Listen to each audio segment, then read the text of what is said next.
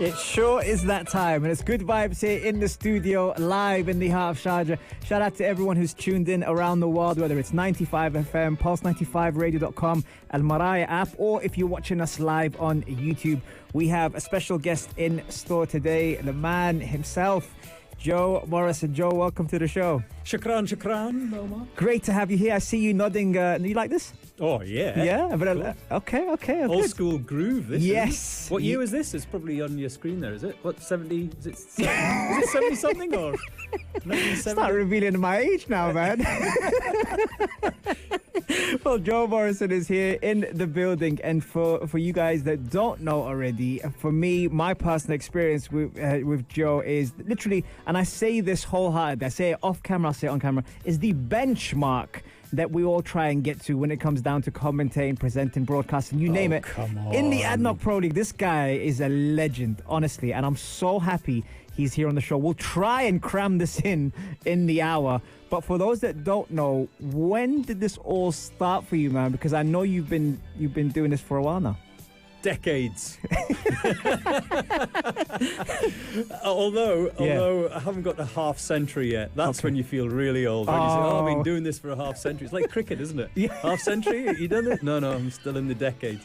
Is it a distant memory now to you, like when you first started?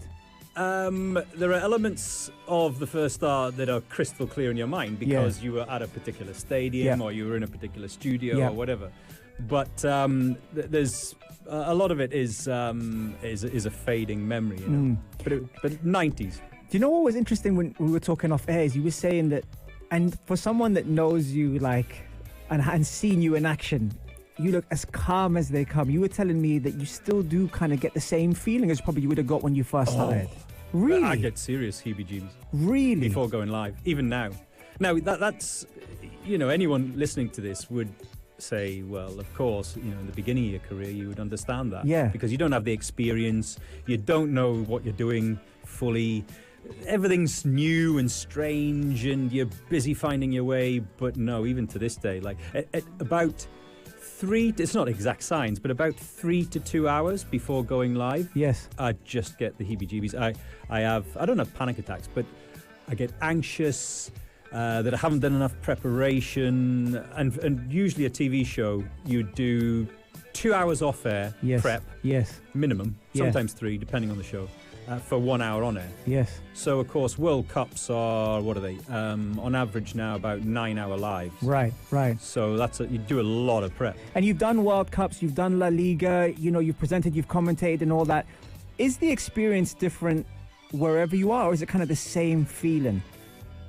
How do you mean by wherever you are? As in the country or as in the studio or stadium? Is that what you mean? Geographically or? What I mean is, like, for example, let's say you're commentating in the Classical, you're presenting in the Classical, right? Yeah. Is that the same? Do you get the same feeling as when you're commentating, let's say, in an ADNOC Pro League game here? So that's a great question, by the way. Yeah. It goes, when you're outside broadcast, which is obviously pitch side at a stadium, it goes purely on the crowd. Okay. So, of course, you can turn up to one ADNOC Pro League game and the crowd can be very small. You can get other ones, like Al Ain against Al Wada, which, to put that into context for anyone who doesn't follow the UAE League, is like Leeds playing Manchester United. Right. It's that legacy kind of game, historical game. So, and they're always packed, and there's always noise, and there's always atmosphere. So, no, there's no difference between that and the Classico. Of course, there's 100,000 people at the Classico in comparison to Al Ain against Wada. But the only one that is fundamentally different is studio. Okay. Because you don't have that noise, you don't have that energy, you don't have that vibe. Yes. You're in a room like this, padded walls. It's close to an asylum, isn't it? That's what it is. It's. Do you miss that? Is that something? Oh yeah. You much rather be. Without a question of a doubt. Okay. And now, I know a lot of broadcasters who aren't as comfortable outside broadcast as they are in a studio. Right. Because there are many more variables outside broadcast and many more things that can go wrong, and they do go wrong. Okay. Whereas in a studio, it is a very controlled environment. So, for example, we're sitting in a studio here. All of the electrical connections, the microphone plugs, your desk has been built in here. It's tested on a regular basis. Yes. Yes. And nothing moves. Yes. Whereas outside broadcast, as soon as the game's over, they're de-rigging, the trucks are leaving. Yes, that's so interesting. So, Yeah. it's fundamentally different. And when you've, because I'm really interested in picking your brain, we've never actually spoken about this. By the way, we tried really hard not to speak about so much because in there it was just as good as here. When you were at like the World Cups and you were there and you were part of the team and stuff, what's that feeling like? Because I've never experienced it from that lens. What's that feeling like? And do you, obviously you always do your prep work. Does it differ?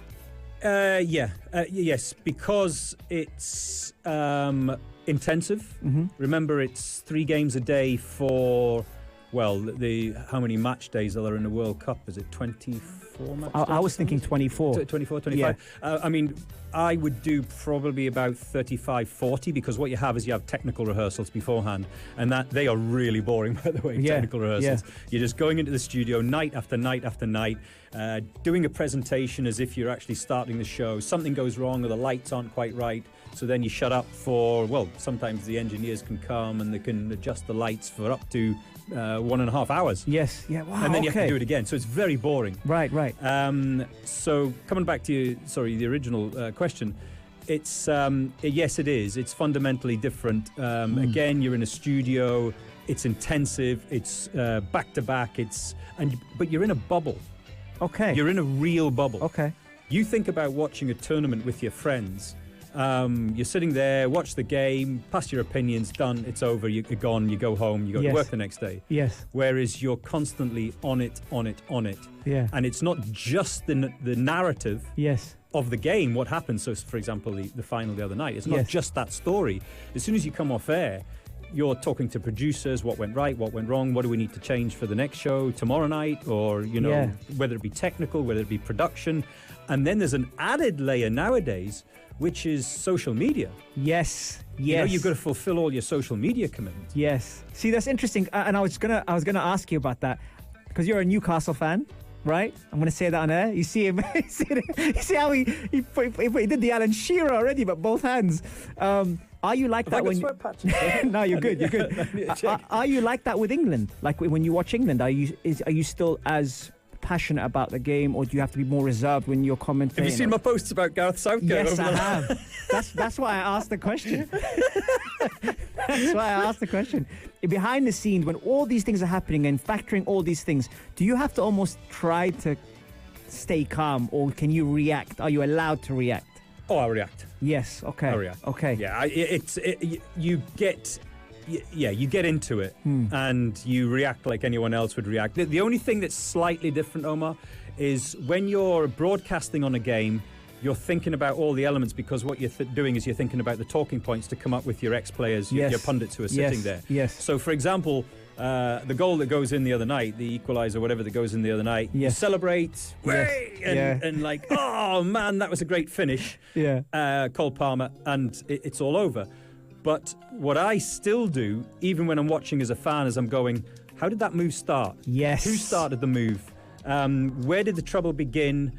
And if I had a pen and a piece of paper in front of me, I would probably write that down. Yes. Yeah, and that's why I wanted to ask you, because I've never had someone like you on the show. We've had Jude Bellingham. Oh, yeah. Started the move. Yeah. Laid the pass off. Cole Palmer finished. Yeah. So, and I can remember that even now. Now, if you spoke to my friends who were with me the other night, they couldn't tell you how that move started. Okay. But you see how you just, it's almost like you replayed it in your head and then came out with it straight away. Is that how you are in the studio? Yeah. Okay. And it's infuriating sometimes because I want to watch a match, especially, the glorious Newcastle United. Yeah. I just want to enjoy it and relax. Yeah. But you look for patterns of play because you know you're going to be talking about them at half time or full time. You've done your badges? Have you done your badges? I couldn't manage a bus stop. Is that not the same? I couldn't manage a children's birthday party. The way you're talking is like you've done your badges. Right, okay. We'll be right back. We're going to play. We're in a good mood here and we're happy. So let's play you some Pharrell Williams Happy. We'll be right back after this. Halftime show, Pulse 95 Radio. Shout out to everyone who is tuned in around the world. And Ala, thank you very much for tuning in from Saudi. Florin tuned in from the US, Masoud from India, obviously Fatima from the UAE, and everyone else. Thank you very much for your messages as well. Now, just before we took a break, he kind of teased me with it. He said to me, Joe Morrison is in the building, by the way. He said to me, just like the other day when I reacted when Palmer scored. And then I thought, okay, this is a very fresh and raw topic, Joe. So England being in the Euros, reaching the final, is that a successful attempt at the tournament, or is that disappointing? Disappointing. Why? They should have won it with the talent at their disposal. They never ever performed to the sum of their parts. They got to the final and should have won against Italy in the 2020, but was 21, wasn't it? Yes, because of COVID. Because of COVID. Yeah. But Spain were the better team. But it's because it's your own team, Omar. It is raw. It is raw is exactly the word. I mean, what are we on? What day is it today? Wednesday. Wednesday. I got you, don't worry. I need to just check. Here we are on Wednesday, and I probably still haven't come down because you could see it coming. Yeah. Has it sunk in? Yeah, it's sunk in, but I'm infuriated because Gareth Southgate went on 2 tournaments too long. Really? Yeah. Russia should have been his final. That should have been it. Is he responsible though, or are the players responsible? He's responsible. Really?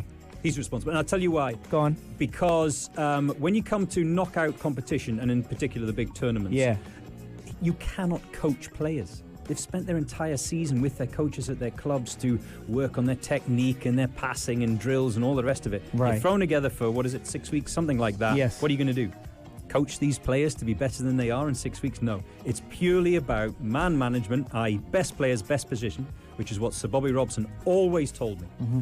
Best players, best positions, and tactical nous. Okay. It's as simple as that. Everything else is irrelevant. So did he get it right tactically? No. Who would you have... Now it's easy now saying, with what we saw, but what would your starting lineup have been, and would you have changed the formation? Yes, I would have changed the formation. I think going to 3 at the back, I mean, I don't want to labour it, but 3 at the back was a smart choice. Why didn't he do that earlier? In terms of players in positions, I'm not going to go through all the 11. Yeah. Defence, I think, was pretty much okay. But Phil Foden, best player in the Premier League, voted best player in the Premier League. Yes. Harry Kane voted best player in Bundesliga. And Jude Bellingham. And Jude Bellingham La voted Liga. best player in La Liga. Yeah. Jude Bellingham playing out of position. What's his position? I think he should have played either the bottom of a diamond or as a 4 across the middle. That's what I think he should have done. But bottom of the diamond is what I would have done. Bottom of the diamond, so instead of Rice? Instead of Rice, no, not necessarily. Let me come back to that in a second. Okay. You're a coach. You know better than me on these things. Phil Foden should have never started on the left, and I don't think he's a number 10. He should have been on the right-hand side. Now, people would then argue about Saka. Yes. And I say, okay, how do you think Brazil has survived for all these years with the plethora of talent that they've had? Yeah. Some top players have to miss out. Okay. So if you think Saka, and I'm not going to argue with you, if you think Saka was the better player, start Saka, bring Foden on into exactly the same position at 60 minutes, at half-time, at 70 minutes. Who would you drop then, Joe? Because you said some good stuff Harry there. Kane. So then who would play in the 9? I would have had Ivan Toney for the first half. Okay. Because he's a bully. He can bully defences. Right. So many of those opposition defences were like smoking a cigar.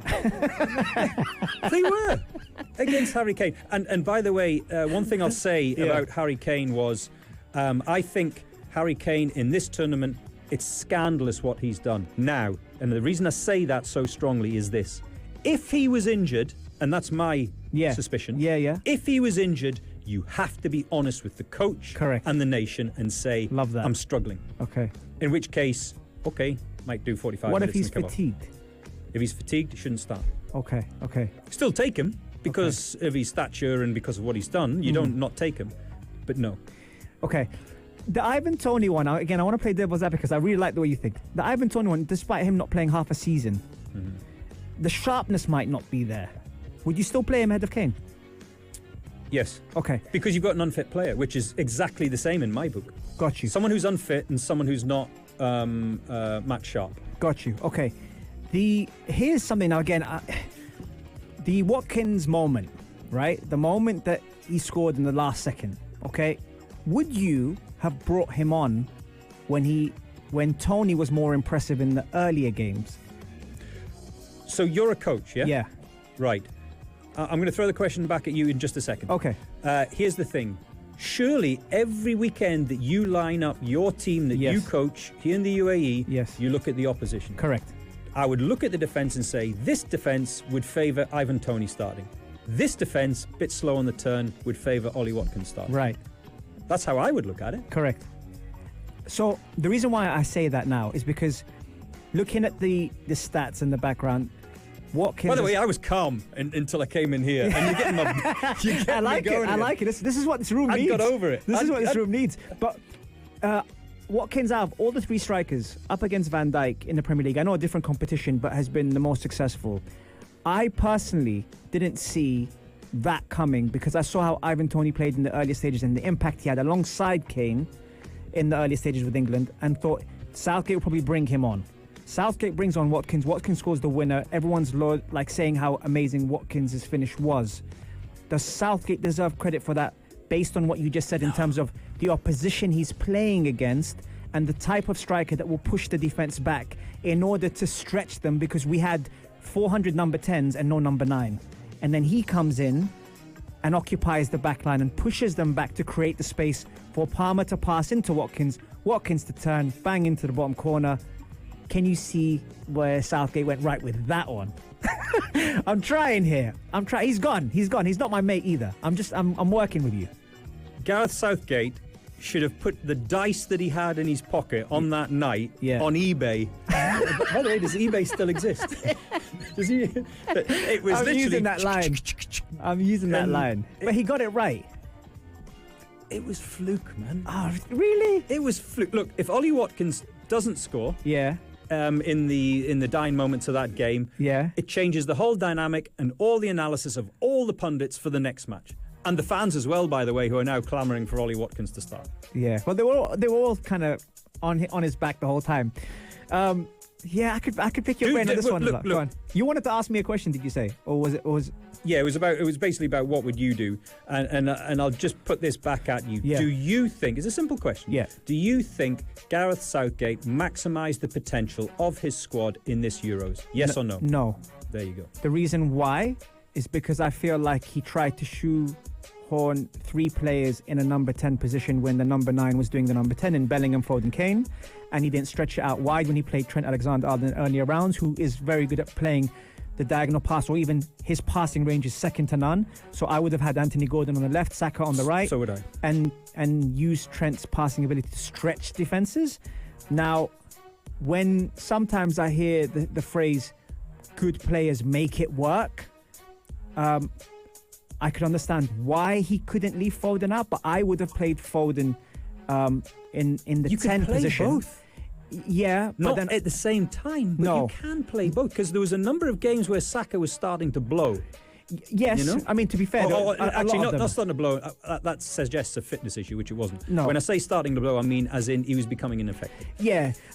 Again, for me, in terms of stretching teams out wide, again, something I would have done that Southgate didn't do, and a lot of people didn't really fancy, was playing Wharton alongside Rice, because Rice plays better with Jorginho and Partey in that system, which then allows players like Odegaard, Martinelli and Saka to play. And we had Foden as well. So with Wharton and Rice, I could play Foden in the 10 or Bellingham in the 10 and then stretch out 2 wingers and a striker.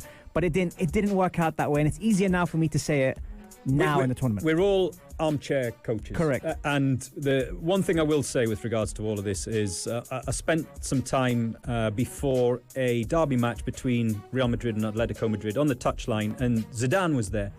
Zinedine Zidane, who was coach of Real Madrid at the time. 10 seconds. And he basically said there was some tourists going and sitting in the dugout, and he said, look at this. Everyone wants to sit in the hot seat until it gets hot. We'll take a quick break and we'll be right back after this.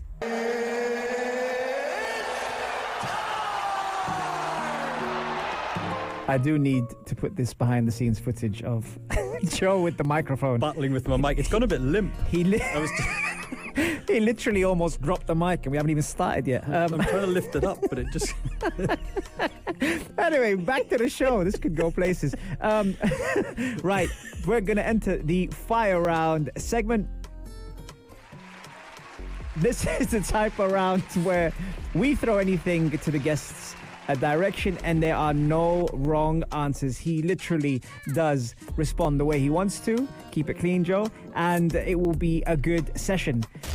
Right, okay, so that is the sound. So fire round. I'm going to drop a couple of things your way, Joe. I just want you to tell me what you think of them. It could be anything from coffee to the best match you've ever commentated on. So let's start off with... By the way, before we go, I'm not hanging my head in shame here. It's just the microphone keeps dropping down and my head's going down. So all of these answers, it's not about shame. And if something does drop in the studio, it's the microphone. It's not Joe. Okay, right. Let's start off this fire round. Okay, which manager would you like to see in today's game? How do you mean? Any manager... past manager, would you like to see in today's Premier League, let's say? Oh, from years gone by? Yes. Oh, Rinus Michel. Okay, why? Because he was the kind of founding father, if you want, of the whole Cruyff. Pep Guardiola took it on. Most people never heard of Rinus Michel before Cruyff, and certainly before Guardiola. So that. You go back and what was Rinus Michel? 70s, early 70s, something like that? 70s, I would say. He basically wrote the playbook for that whole total football. Got you. Okay. Favorite cheat meal? Fish and chips. Fish and chips. Gotta be, hasn't Why it? not? Hey, with lots of salt and lots of vinegar. Vinegar, has to be vinegar.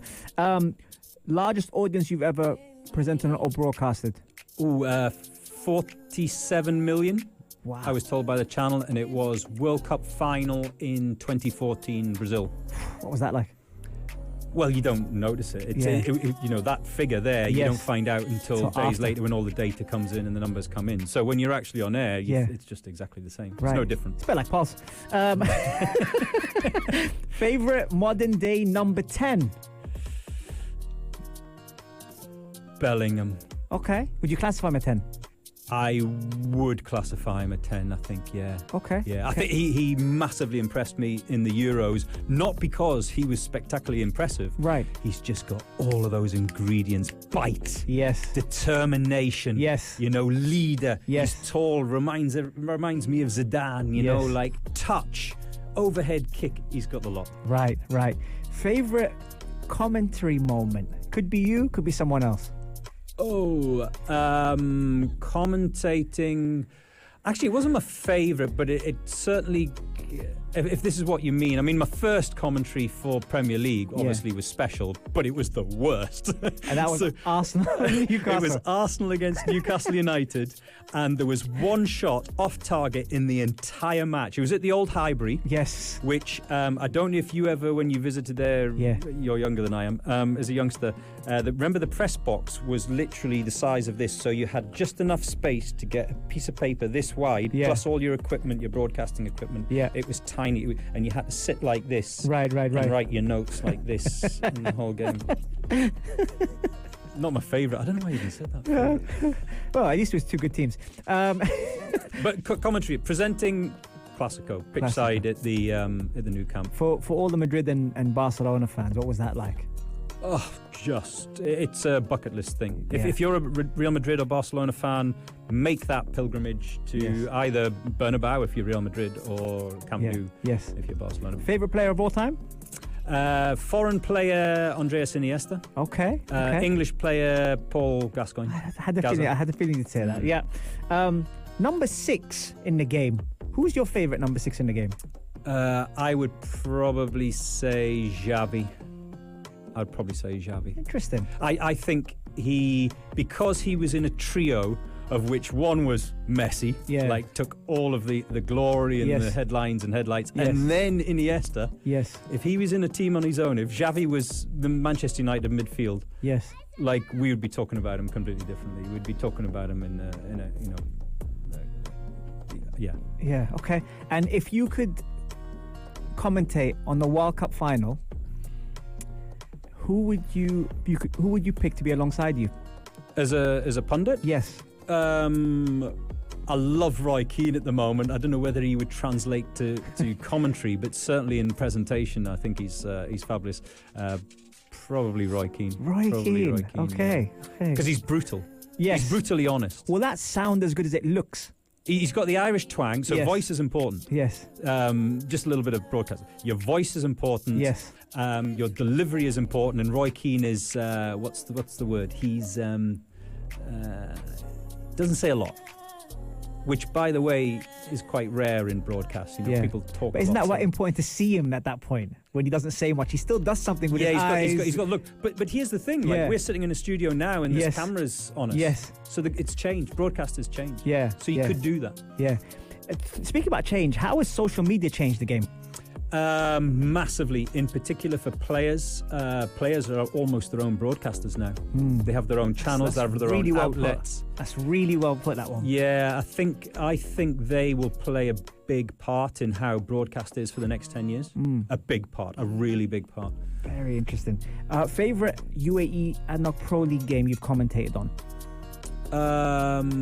Probably one of the finals, probably like the President's Cup final or the Super Cup final, because when you're in a stadium, like I was saying earlier on, you need that energy, you need it to be packed to the rafters, you need that hostility, you need that rivalry, and I would say, one of probably Alain Wada. Okay. And especially in the days of Ismail Matar at his peak. Oh, nice. I mean, legend. Nice. Absolute legend. Nice. Here's one for you. 5-a-side team, you're playing in it. Who are the other 4? We're talking about anybody, or we're talking about players? Anybody. Anybody in our lifetime. Professional players. Yes. Messi. Okay. Obviously. Do they have to be players in position, or can they just be all attacking players? Listen, I'm not Gareth Southgate. I'm not going for 4 defensive. I'm not going to judge you. Defensive midfielders in my side. Foden, Bellingham, Rice. Messi, Iniesta. I need someone kind of defensive. Oh, Vieira. Oh. You need a bit of bite in there. Yeah. And actually, I'll put 2 bites in there. Roy Keane. There you go. Oh, wow. So 2 out-and-out offensive players and 2 players and that'll no get you the one ball is back. leaving that game with their shins on. No. Okay. Skin on the shins. Yeah, no absolutely. skin on the shins. Absolutely. We're going to take a quick break and we'll be right back after this. Can't believe it's almost full-time on the halftime show. If you enjoyed it as much as I have, please make sure you follow. Not going to be full-time, it's halftime. Well, the show is halftime, but normally when it's full-time, that's when the whistle goes, but we're not going to do that yet. Okay. So basically what you're saying is the referee's knocking on the door at the moment saying, boys. But you know what? One thing I will say, Joe, we've had one of these moments. You know, we've had it throughout the show, and it's because you were here today. And I think, obviously, from what Ala is saying here, he said both of you are legends. From what T is saying, great chemistry, good vibes.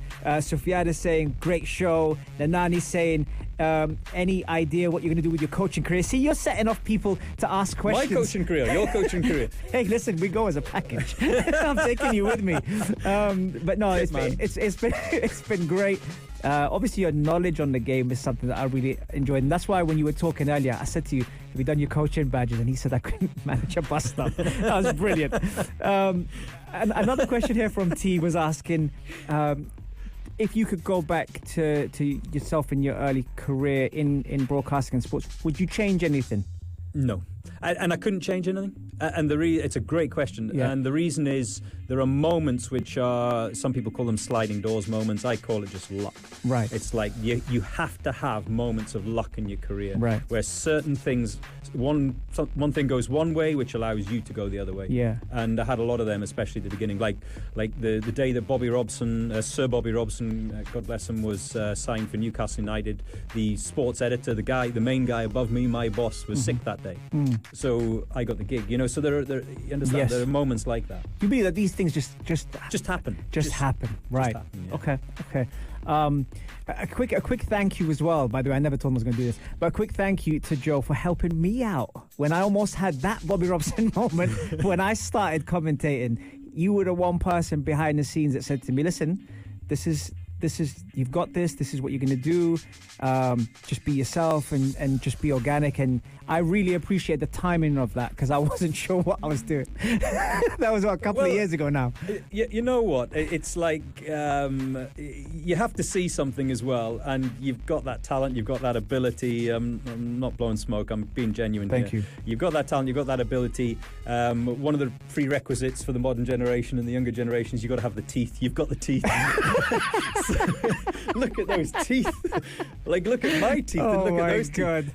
You've got the teeth, you've got the look, and you've got the voice. But in all seriousness, I think it's about the commitment. You've got to have the commitment. I appreciate that. No, again, he helped me a lot behind the scenes, and obviously in working with him on the ADNOC Pro League. I got the pleasure of doing the Super Cup final with him as well, and that was normally here the system is you're individual commentator for every game, and that day they told me I was going to be with Joe, and I thought, oh, this is going to be great. And I met him, and he was so humble. Despite we talked World Cups, we talked La Ligas, and he's sitting with me. No, well, we were packed into a very small commentary booth. Right. It was a bit hot and a bit sweaty by the time of the final whistle in there. Speaking about final whistle, before I let you go, where can we follow you? Good point. Joe Footy on Twitter. I use Twitter all the time. I love Twitter. I love the discussion, the backwards and forth. Yep. I'm not really an Instagram guy. That's one Joe Footy with the word one. Yes. But Twitter. If you want to really talk to me, Twitter. Joe Footy. It gets spicy. Joe Footy with a Y. Yeah, it gets spicy. It does get spicy. It gets spicy. If you like some spice, hey, listen, make sure you follow him. I told you there was a whistle. That's the full-time whistle. Thank you very much for tuning in. Remember, you can catch us every Monday, Wednesday, Saturday, 3 to 4 UAE time. And if you are tuning in, Florin, just message now saying, wait, what happened? What did I miss? Well, don't worry. You can catch all of our episodes on Apple, Spotify, SoundCloud, and you get to see the legend himself on our YouTube channel, but you're going to miss the behind the scenes of him doing his shoelaces. No, doing my hamstring, doing my shoelaces. I didn't want to say that, but hey, listen, it is what it is. Thank you very much, Joe. You've been an absolute legend.